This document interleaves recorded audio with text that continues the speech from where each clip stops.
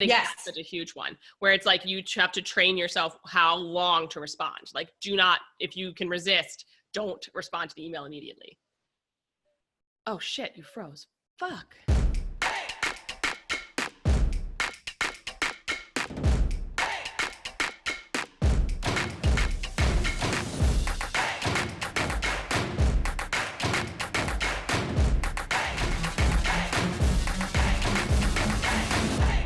Welcome back, everyone. It is time for another episode of your favorite internet marketing talk show, Hillary and Margo Yell at Websites. And today we are talking about boundaries. Boundaries. What the fuck are they? Do you need them? Do you have them? Why don't you? Are they too high? Are they too low? I think boundaries are an essential tipping point for every single business owner because historically, and in my experience, and I know in Margo's experience too, and we're going to share some stories with you guys about the first moment we realized we had effectively no boundaries.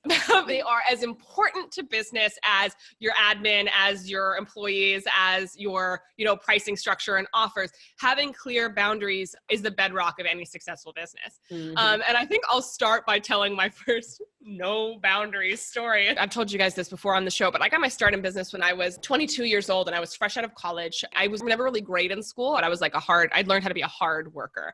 So I started in the business and I was like, okay, you know what? I'm not the smartest. I'm not the most talented. I'm not the most strategic. I have a lot to learn, but I will outwork anybody. And that will be my thing. And it was. And for a while, that actually really worked because when you're starting and you're scrappy and you are just trying to get people in the door, projects in the door, it doesn't even occur to you to set boundaries because you're so grateful for the work coming in.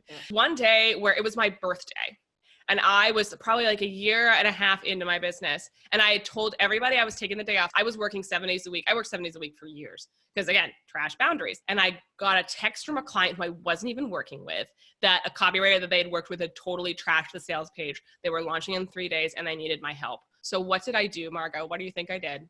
You dropped everything. You rewrote it. Yep. I dropped everything on my birthday. Did you charge them? No. I don't know why, but I dropped everything to fix it because they were a great frequent client of mine. So I was like, what's a favor between friends? 3 hours later, like hating my life. And so that was when I realized I needed boundaries, but it was not a simple fix from there because when you discover that you need boundaries, then you have to create them and stick to them, which is horrible. Well, no, but we have the same story. I mean, I was the same way. I performed well in school, but only because I figured out that there was a participation grade. And I was like, all right, if I can't get 100 on the test, I probably won't because I'm not the smartest one in the class.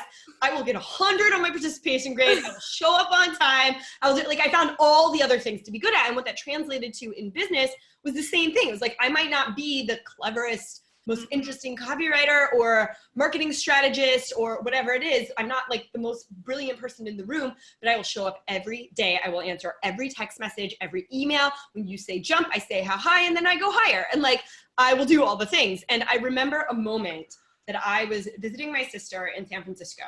And I was in her living room doing work, as one does 7 days a week. And she was overhearing me on the phone. And she turned to me and she was like, so is your job like managing people's temper tantrums? And I was like, oh my God, it is.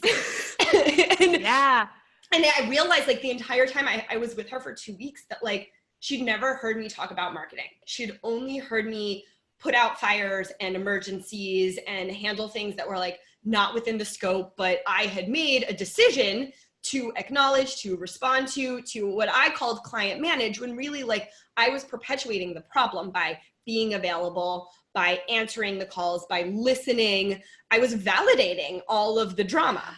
And listen, looking back, I'm not sure that there's anything I could have done differently in those moments, but I could have set it up to begin with differently. And that's what I do now moving forward.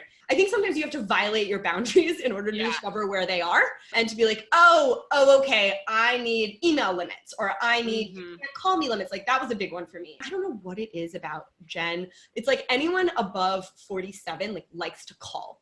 Hate it. All the time. Hate it. and Don't I call won't me answer. ever. I have 23 voicemails right now. I'm never listening to them. If you left me a voicemail, I don't know what you said. This is through and through a millennial thing. My father-in-law makes so much fun of me for this. Like, he's picked up my phone and be like, how many voicemails do you have? Since from what time? My father-in-law leaves me voicemails just to make me angry. He'll be like, hey, and then hang up. As we talk about this idea of boundaries, like, everyone figures out they need them at the last minute. I think very few people, especially when you're starting young, I think if you start a little older and like you've been in the agency world and you've done a lot more, you're kind of comfortable understanding you need boundaries and restrictions. Yeah. But this is also, I think, as millennials and as women, I think we're in a really specific position, because what does every single application for like a junior account executive at an ad agency say? Like, needs to be a team player, needs to have an entrepreneurial spirit, needs to do whatever it takes and have creative problem solving skills. All three of those things translate into very few boundaries. Answering emails on weekends, being a team player, having an entrepreneurial mindset, doing more work than you're supposed to or set out to for the good of the company, even though you're not getting compensated for it. Exactly. Attending every meeting that you Exactly. Exactly. And add a woman, being a woman to that mix. And it's very much like we are trained to be accommodating and people pleasers and not to inconvenience anybody. So when we go into business, we're like, oh, you know, I just don't think that if somebody's giving me money that I should tell them that they can't do something. Yeah. Or that I should tell them that I like can't do something. I don't have the right. As a reply to an email on a Saturday. Like, it just takes a second. It'll just take a second. It'll make me feel better. That's the stuff. I'll feel better. I just don't want it on my to-do list. I don't want to be thinking about it till Monday. I'm having flashbacks. Oh my God. Oh my God. I can't even handle it. Yeah. And it got to a point where I like could not open my inbox on the weekends. And again, so this was the point where we discover you have no boundaries. And then you create boundaries for someone. You like Google, what are boundaries? How do I have them? Which ones do I need? But then the tricky part is that you have to both train your clients who you've trained to expect this kind of behavior, and you have to train yourself not to cave. Like, it is like, it's very That's the harder one. Yeah. And that 150%. Because again, like it'll just take a second. Like, that was my like tagline for my early, probably ages 22 to like 27. Be like, just take a second. Well, it's part of the narrative of like, this is what's setting me apart. Like, if I can't be the best at what I do, then I need to over deliver on all these other metrics, which means being available at all times. It's like white glove service. Of jumping beyond the scope of what we agreed upon. One of the things I started doing is writing really, really, really specific scopes. Yeah. And even if the clients, which no one reads them, by the way, like nobody reads your proposal, no one reads contracts, like you can write whatever you want, nobody's going to read it. But like, I would put things in there that I could point to, because when you have a written document, like I would say how many rounds of revisions they're allowed. Like I would say every Friday, you're going to get a status email. So we don't get any of those panicked, what have you been doing, you know, today? And I don't want it to be a fucking phone call, because like, I don't want to talk to you about my status. Like, that's boring. I remember when I was working in the agency, we had these status meetings where we'd have everyone, and the point was to get line of sight to what all the different departments were doing. But it ended up 45 minutes of pure boredom, and it usually went over to an hour and a half. And it would be just people reading their bullet list of like things on their to-do list. Like, it wasn't actually helpful for me to know what you were doing. There's more efficient ways of doing this that are email, for example. More respectful. This meeting should be an email. Do you know Betches is trolling me with that ad? I survived another meeting that should have been an email. Yeah. No, not I survived. Just this meeting should have been an email. Like, yeah. That just trolls me frequently. I do love their ads. I do love them. This is also where, in some ways, entrepreneurship becomes a form of personal development. Because if you don't have boundaries in your job, chances are you don't have boundaries in your life. Yes. Again, so that for me was a huge starting point. I began to see somebody framed boundaries to me as like protecting my energy, because I have like I have a lot, but it is a limited supply. Yeah. That sort of translated into my life. Like, as I began building boundaries in my business again, and started to see how that shifted things, started to create boundaries around my relationships. Like, I stopped being available for people texting me that their life was like a disaster at midnight on a Wednesday, because like, I'm tired and I'm going to bed. Like, I stopped answering. There were certain people in my life who I'm no longer close with who would call me panicking, having a meltdown, and expect me to kind of lift them up, and it would happen over and over and over again. And that became less of a thing in my life after I started developing boundaries in my business. But it is a constant practice, and I still struggle with it. Like, I am 8 years in, almost 9, and it is still a really difficult thing to tell somebody no, and not to deliberately hold back from something that I know I can technically answer that email on a Saturday. I know I can technically do those last minute edits. I can do anything. Like I can punch out things quickly. I have that training and that ability. But if you do it, you are going to be expected to do it again. Yep. It's also not having that disconnect between what you say and what you do. So Yeah. like oftentimes we will say that we have the boundary in place and then we behave in a way that suggests that we don't. And it takes a remarkable amount of self-awareness to even figure out that you're doing this. Like I had to have my husband point it out and like yell at me. And he was like, you said this to this client, but like, look at what you've done the last 3 days. You've only worked on their stuff. And I'm like, oh, I did do that.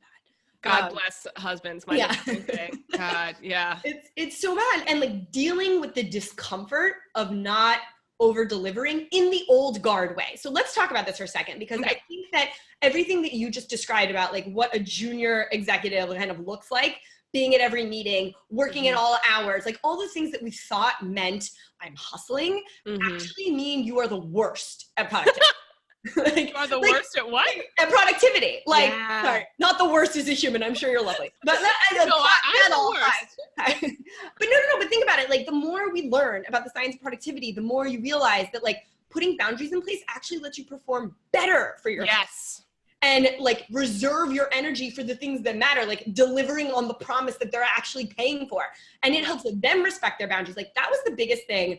I have to tell you, the best punch in the face on boundaries for me was motherhood, because I could give it lip service all day long before that. Even during pregnancy, when I was like barfing my brains out, I was still like, I will take all the phone calls. Like it was just, hold on, I'll put you on mute. Like it was really, really healthy. But like post-pregnancy, I was like, I physically, I can't. And so I became a flake and I was canceling on stuff. And I was like, you know what? Instead of being a flake and overcommitting all the time, why don't you just tell the truth? And I started telling people like, hey, I would love to go to this. It's not going to happen. And even when you invite me in another month and a month from that, and then again and again, and want me to do this thing, like, I'm not going to go. I appreciate it, but I'm not going to. And I'll have to tell you, a few people thanked me for how brave that was. Yeah. And they were inspired to set their own boundaries. And I was like, that's cool. Yeah. That is really, really cool. So there was like this trickle down effect of putting a boundary in place, but I was so self-conscious about it, of saying no to events, of saying no to client demands, of what I felt like under delivering was. Like saying, no, I'm not going to go to that meeting. Yeah, can this be in an email? Like saying that.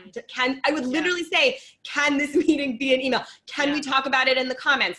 Can we do this over Slack? Can I do it on Zoom instead of having to travel an hour each way to get to you? Like there were little things. I stopped inconveniencing myself because I started putting the work on a pedestal. Yeah. And I started thinking like, how is this going to actually make the work better? Now, one of the things I realized is I had attracted bad clients who weren't actually paying me for work.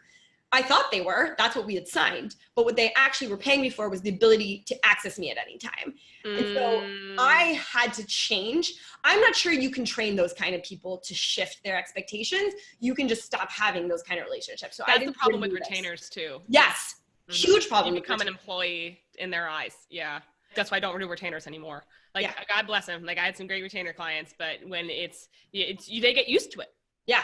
They get used to you being on call, and then that's what they're paying for. Yeah, exactly. And regardless of how much they're paying, you know, I think that's so important to note too. What you said about seeing that email in your inbox until Monday, like that is the hard part is us. And I've used little tricks, like everybody has their own. I boomerang, like I love boomeranging so I don't have to see it. Like I let it come back. I read research that showed that within the first 24 hours of your interaction with someone on a digital platform, so like if they send you an email, if they text you, if they DM you, your behavior, like how quickly you respond, sets the bar for what they expect from you thereon. So we actually have different expectations of different people in our brain. There's not a unilateral, like it's a text message, it should be quick. You just know that Dana takes like a day, and you know Hillary responds within 30 seconds. And like, once you know that about people, you come to expect it. And then this is also why it's bad in girl world. If someone doesn't do that, like if Hillary takes longer than 30 seconds, I'm like, are you mad at me? And then it becomes like a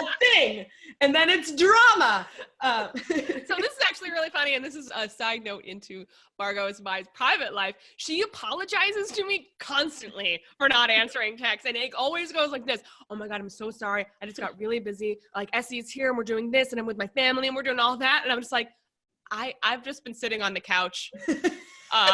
I'll be honest. Like, it didn't really occur to me. And I'll send her multiple messages. I'm like, here's a meme. Here's what I'm thinking. Here's a voice note about an episode of HAMYAW just throughout the day. And so she'll come back to a stream of messages, which is what makes her want to apologize. But I'm just sitting there like, oh, no. I'm just here to load you up. And then you get to it whenever. It's like having a little treasure trove of notes from me. But it's so interesting. And we've had this conversation, guys, 15 times. And she did it again to me last night. But again, and this is we have to keep in mind how we treat each other, because that happens when people get upset with you for not responding quickly because they don't expect it. And that's a very real thing. Before we wrap up here, I want to go over, Margo, some things that we talked about, maybe that we didn't touch on quite, but the key sort of points to remember when setting your boundaries. Like, what kind of boundaries should you set? I think for me, boundaries around emails and calls. I don't answer emails on weekends.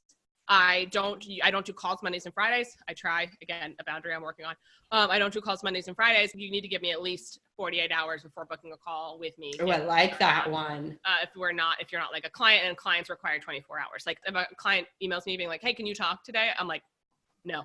Like, email me, send me a box, send me a bomb, like whatever, send me a video, whatever you need to do. But I cannot talk to you today because all of my days are scheduled really carefully in order to make room for both my client work and my personal work and my life. So. Mine is I don't make any meetings until afternoon. Like, I am really religious about that, with rare exceptions. I will occasionally break that rule, but it screws up my whole day because I need long blocks of uninterrupted time. And I realized that was the main thing that was the problem with the boundaries. Yeah. That I have this panic that there'd be like a client emergency that's never a real emergency. And so now, like, people know that I'm not going to answer. Like, you will not hear from me. Yep. For that chunk of time. And then another one, Margo, that you mentioned was basically about like timing, like training yourself to have a boundary around when people can expect you to respond. That's right. Yeah. So it's like you expect them to give you 24 hours because, again, you teach people how to treat you. So like teaching people how to predict your level of responsiveness and giving them kind of a container for when they can expect to hear from you and flip things around is huge. So cadence is a really big part of it. Like, you train people how to treat you. What you just said, if anyone takes away a quote that, tag us. And then, but part of it is being clearer and more deliberate with your communication. So you can afford to not respond for a day if you are really clear with what your responses are. I've definitely made this failure, and I think it's just a part of these platforms becoming more casual, is that we treat email, text message, phone calls as if they are casual conversations instead of delivery vehicles for information that moves a project forward. Yeah. That is a skill that you can build. Brene Brown's book, Dare to Lead, has some really, really good examples in there. But like, if you learn, like, clear is kind is what they say. Like, be really clear. Don't dance around the politics and just say what you mean and do something that moves the conversation forward. It becomes a lot easier to be like, that's not an emergency. I could deal with that later. Yes. And that's the other thing, deciding what an emergency is. Like, the most helpful thing anybody ever told me, I think it was probably Zach. And I was like, oh, this is happening. Blah, blah, blah. He was like, I'm sorry, are you a brain surgeon? Like, is someone going to die if you don't answer this email right now? Says that to me, like, are children dying? Yeah. Like, that's the bar. Do you know one day, Hillary, I answered yes. One day, it was like midnight and I was working and he's like, are children gonna die if this copy? And I was like, they are gonna die. They're gonna die all over the world. And he just slowly closed the computer.